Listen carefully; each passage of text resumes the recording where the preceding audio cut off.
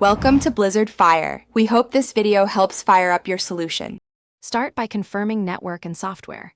You need your iPhone and the TV on the same Wi-Fi network and both updated. On Apple TV or an AirPlay-capable smart TV, enable AirPlay in settings so the receiver is discoverable. Once done, make sure you're logged into the same Apple ID if required for HomeKit. If updates were installed, reboot the TV and iPhone to clear caches. This prevents handshake errors and lets you proceed to mirror or cast without delay. Now connect. Swipe to open Control Center and tap Screen Mirroring or the AirPlay icon. Your TV should appear. Tap its name to start the connection.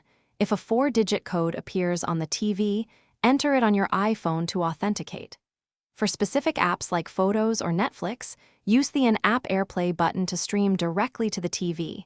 This reduces lag versus full mirroring. Make sure volume and orientation on the iPhone are set how you want before continuing. Finish cleanly. To end, open Control Center and tap Stop Mirroring or disconnect from AirPlay within the app. If you notice stuttering or poor quality, make sure both devices are close to the router, and if available, use the 5 GHz band for more bandwidth. And one key troubleshooting tip. If pairing fails, restart the router and both devices, then forget and rejoin the Wi-Fi on your iPhone. This clears stale leases and often resolves discovery problems quickly. Thanks for watching. If you found this helpful, don't forget to like and subscribe.